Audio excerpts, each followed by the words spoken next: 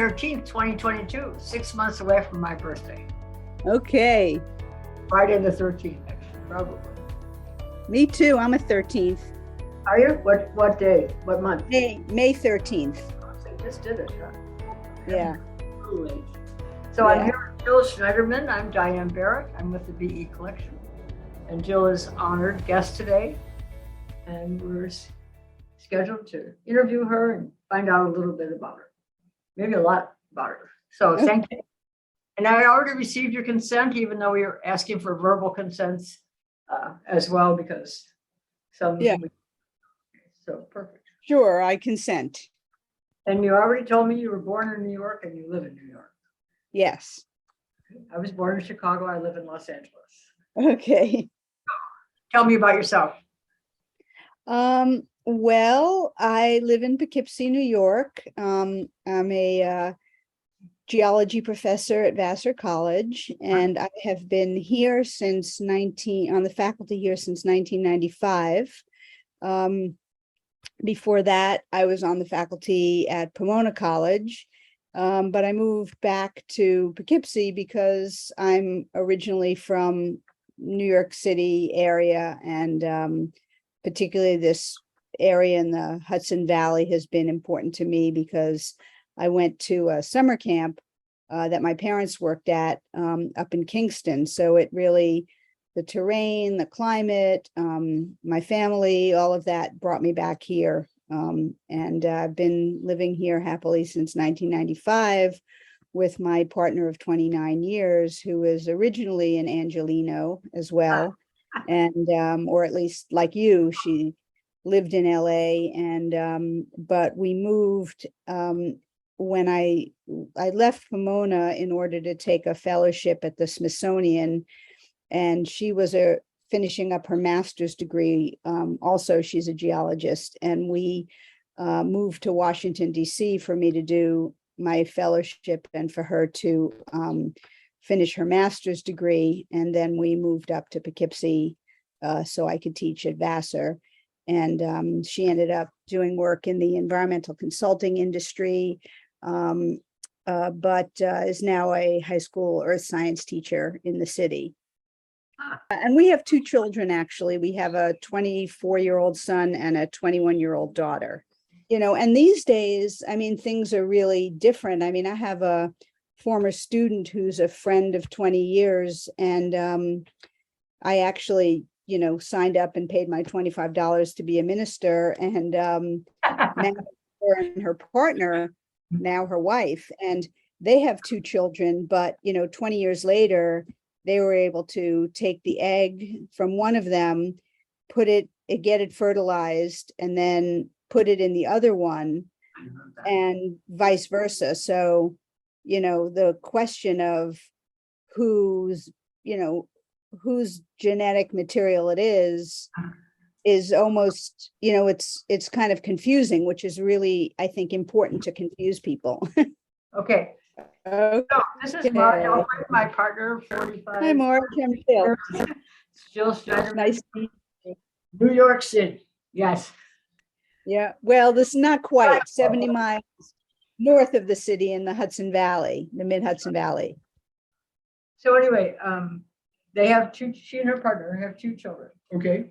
And then she talk about your second parent process.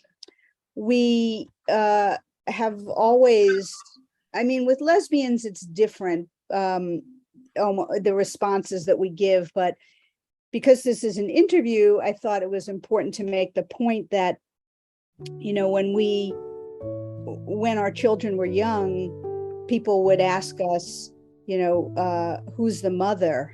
And we always refused to answer that question by asking them, well, what do you mean? And they would say, well, you know what I mean. And we would say, no, we don't know what you mean. We're both the mothers. And then I was going on to say that 20 years later, things are really different. I have a student who I've been friends with now for 20 years, and I married her and her wife, and they have two children now, a 3-year-old and a 1-year-old.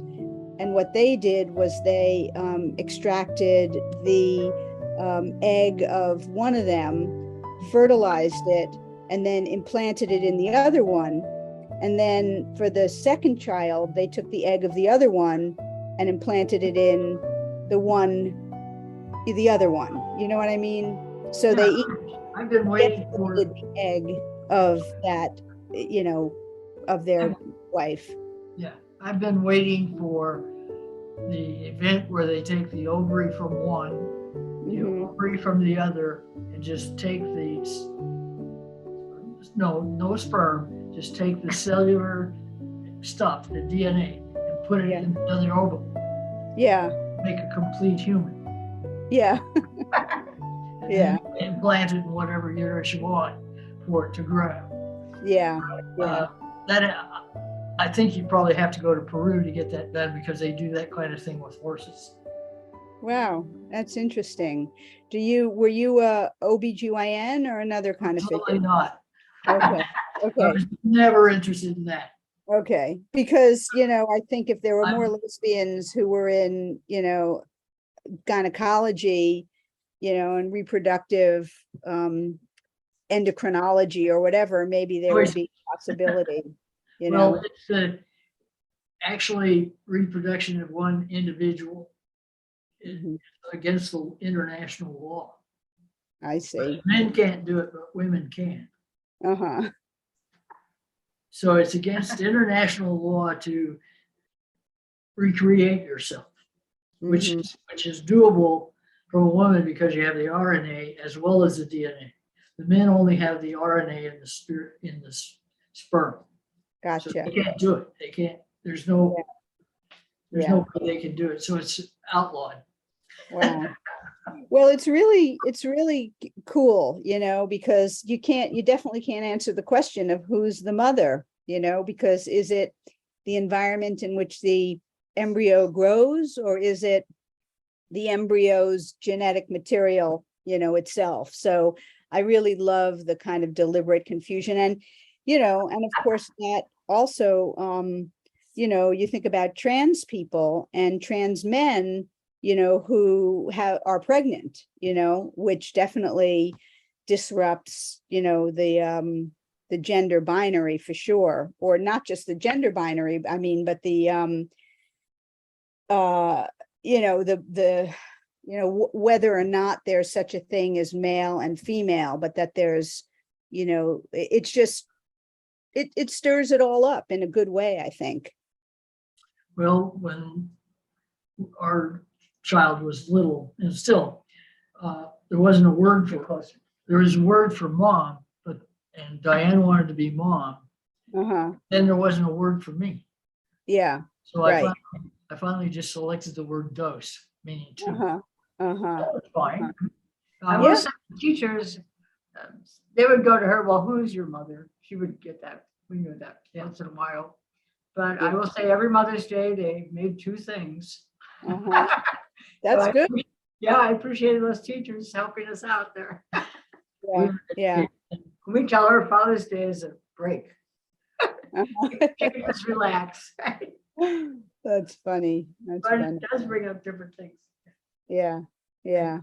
So I knew Marge would appreciate this. Well, it's really a nice thing to have a chance to meet both of you because, in the same way that my student feels like we were pioneers because she was a student when we had our first child, I feel like you're pioneers, I mean, I've been with my wife now 29 years, but you've been together 45 years. That's a long time, and, you were path breakers, you were trailblazers, and you made it easier for, women of my generation, just like women of my generation, are making it easier for, my college students, for example.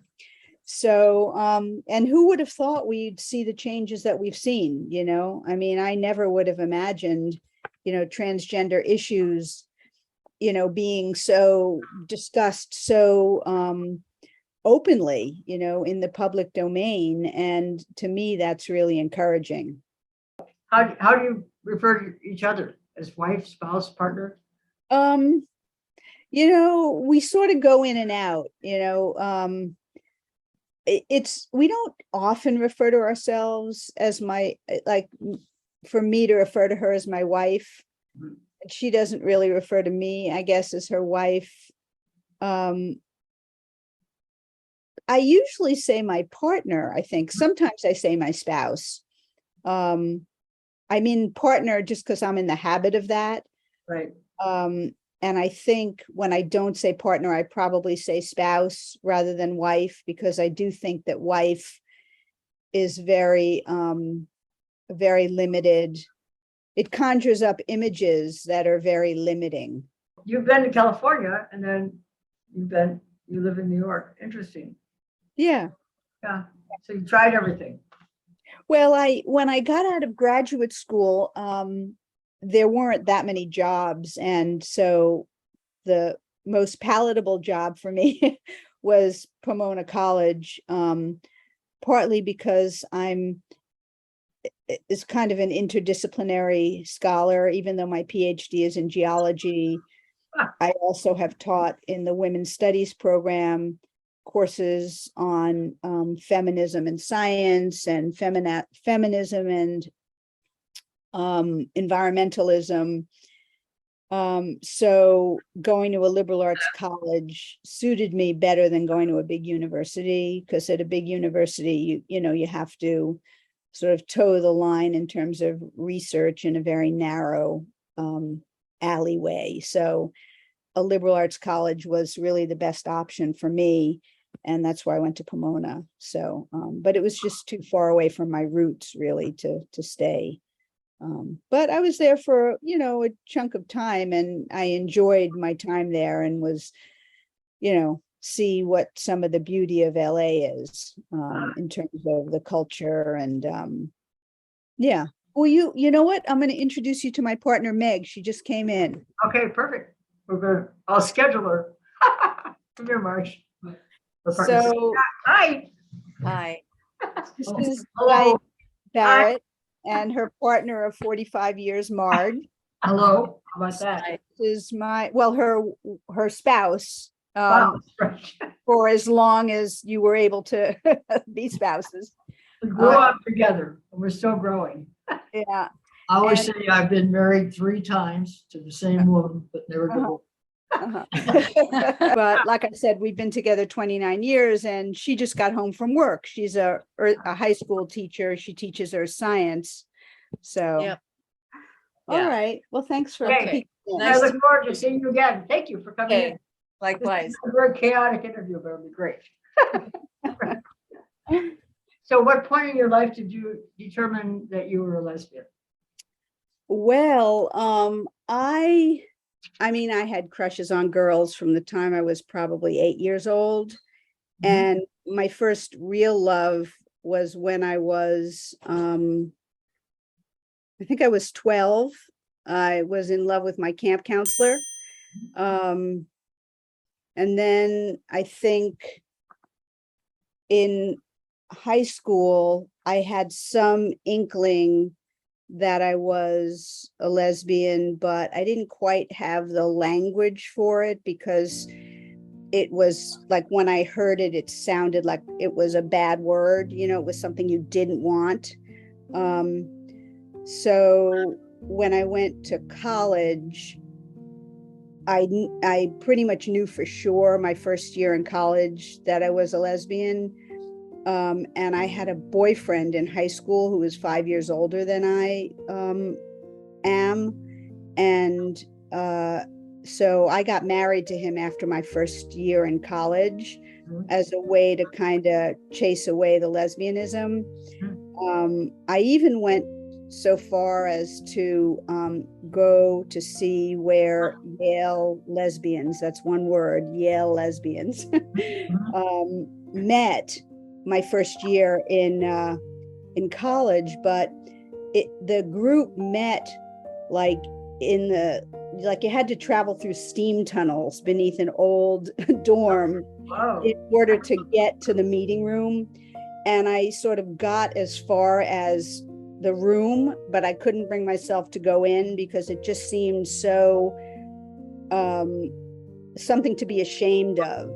So instead, I got married after my first year, kind of hoping that that would somehow make it go away. But after my junior year in college, I got a fellowship to go away for the summer and kind of think things over. I mean, it was a geological fellowship, but it gave me a chance to think things over. And also, I was kind of falling in love, with every woman I ran into. And so my senior year, I came out, and so I guess officially I came out my senior year in college, which was 1980. And but I didn't meet Meg until 1993. Yeah. And did you divorce, obviously, but Yeah, I mean, right after my senior year in college, we got divorced. I had moved right after I graduated in 1981 to Cambridge, Massachusetts, with 3 lesbian friends of mine, one of whom I was definitely in love with, who the feeling wasn't reciprocated. I mean, we're good friends to this day, but, and so, yeah, and when I lived in Cambridge, Cambridge, Mass, I just, that first year after college, had a great year, going out, meeting women, feeling free and not ashamed, feeling proud, of who I was at the time and who I am today. And today, are you out at work? oh yeah, I mean, it's almost irrelevant at this point. It's not, it's like, in reality, it's not irrelevant. It's not irrelevant to acceptance, but I've been out since 1980 and have never gone back. I mean, as I know, coming out is a process. And, it's easy to come out to strangers. It's harder to come out to the people who you care about for fear of rejection. I mean, my parents, couldn't cope initially. And it really took it took over a decade for things to get good, and they really didn't get good until I met Meg, because they really liked Meg. Before that, they couldn't cope. So but at school, it's really important for me to be out. And, when we were having our children, it was really important. Yeah, I mean, the students, I think, still like to know that, people can live a happy, successful life, and be different, from the mainstream. So do you have siblings? I have a younger brother. He's 3 years younger than I am. He lives about 4 hours away, and we're pretty close with one another. He's always been very supportive, and particularly when I had a hard time with my parents, he kind of, was a connection to my family that, was helpful. That's great. Yeah. So are there any homosexuals in your family that you know about, biological? Yeah.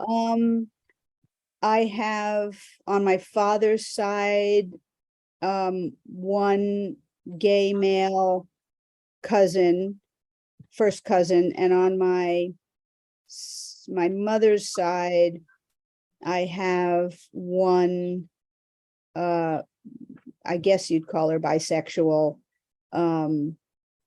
female first cousin. Yeah. How old is she? Approximately.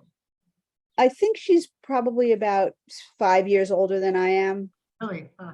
Yeah, she lives in Maine. She was a social worker. She's since retired. Yeah. You'll see on the webpage, there's a little at Cal State Dominguez Hills, the archivist we work with, does a little synopsis of each interview. And she indicates the connection, genetic link to homosexuality in there, which I appreciate. You know, it occurs to me to tell you that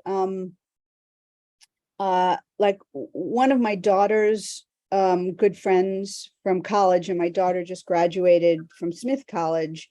One of her good friends, you know, I'm sure you know that these days, you know, people call themselves queer. Right. And so she has said to me how much she loves being at our house because she likes knowing queer families. And, you know, so. What do you say to that? Yes. Good. Yeah, I'm no, glad you're just, comfortable here. no, Yeah. yeah, you know, I just say I'm really glad, you know, and the point being that there seems to still be a need, you know, to be out Mhm. as, you know, lesbian parents. Students, young people apparently need that. That's true. Yeah, to see that difference and have it be, you know, okay. They're much more accepting, Yes, right, which I exactly. really appreciate. Yeah.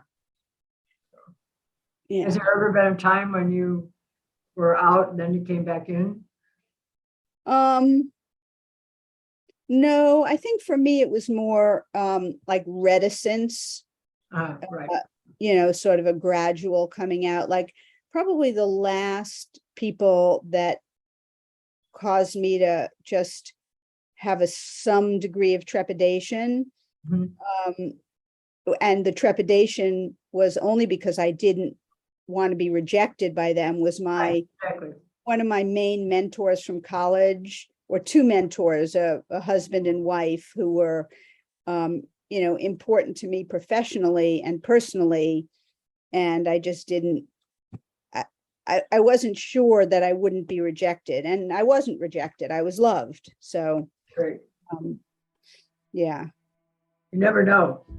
you never know. It's true. You never know. Even Right. There's a curiosity about who we are, but there's not necessarily acceptance that goes with that. Right. It's Right. true. It's really true. Yeah. So, So what's yeah. your greatest adventure so far outside of marriage and child rearing? Well, it's funny because when you say adventure to a geologist, you know, I just immediately think of places that I've been to and the stuff that I've done. And, you know, like I did field work in Pakistan in 1990. That's good. And that was, you know, quite an adventure. I bet. And So how did you happen to get there? I mean, get that opportunity. well, it was one of my first years at Pomona, and my office mate from graduate school was also a professor now, and he had a research project in Pakistan. So I asked if I could go along, and I went. I mean, I think it had something to do with my own sense of self as being, you know, tough enough to hang in there, you know, as a scientist with the guys, you know. Were you the only woman? On the Pakistan trip, yes. And, you know, there have been other instances, like, was I the only woman? I took a bunch of students, so there must have been some women, to the former Soviet Republic of Georgia in like 1991. And yeah, but you know, the professionals, you know, the professors were always male. Like I never had a female geology professor in college, and I never had a female geology professor in graduate school. The female geologists who had PhDs that I knew always occupied marginal positions. they were either like there was this one woman named Ursula Marvin who died a few years ago who did research on meteorites in Antarctica. And so she wasn't in the geology department at Harvard where I was a graduate student. She was sort of marginally associated with that department. She had instead like a researcher position at the Smithsonian Astrophysical Observatory, which is based at Harvard. Another one was Kathy Skinner, who was, one of my mentors, but she got a PhD in geology in 1955 from Harvard. And, she, at Yale, she had a position, like an adjunct position in the medical school because she studied the mineral apatite, which is what bones are made of. So, calcium phosphate. So, but she was never on the faculty. So that was because she was just not appointed. Right. Yeah. That was just how it was. Right. So, now at Vassar, 3 out of my 4 geology colleagues are women. So there's a huge change has happened. How did they get there? Was it because they were looked at as, I don't know, I see that in medicine a lot. Yeah. I think that, there are trailblazers, just like there are trailblazers among lesbians like yourself. There are trailblazers among the women scientists. And so people like Kathy Skinner and Ursula Marvin were role models for me. And that made me feel like I could participate in the science. And so as I did that, then other women younger than myself felt like they could do it, right? So it's kind of like a snowball, I guess. And eventually, like my professional society, the Geological Society of America, started doing things like having childcare, at annual meeting, which had never occurred to anybody before. That's what Marge likes to go to the meetings because orthopedic surgeons, by and large, are male, so the bathrooms are free. Yeah, right. All the men are standing in line to get in, and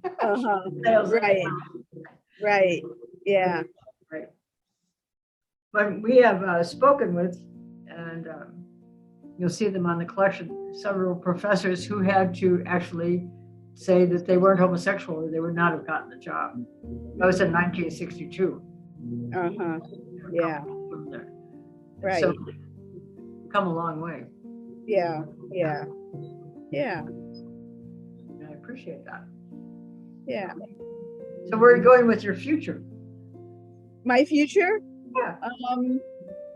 Well, I could retire, but I feel like being a college professor keeps me young. With everyone I deal with on a daily basis is either, is between 18 and 22. Nobody ever gets older in my world. So I feel like I don't get any older, even though I do get older. So I don't feel any urgency to retire, but Meg is going to retire in about 3 years. And so I'll probably retire when she does. And, then we'll see what happens. I think, we'll want to travel, depending on COVID, what happens with the world. And I like to garden. I like to sail. I'd want to do some volunteer work, I think. I guess I'll just figure it out.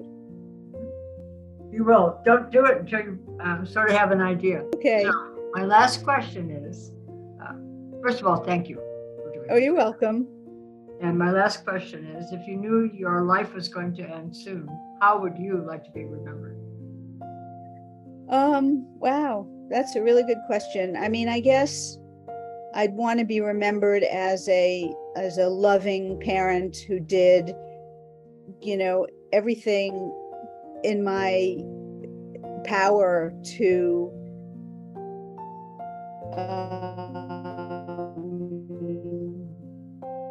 have my children feel loved and protected. And that would be the most important thing to me,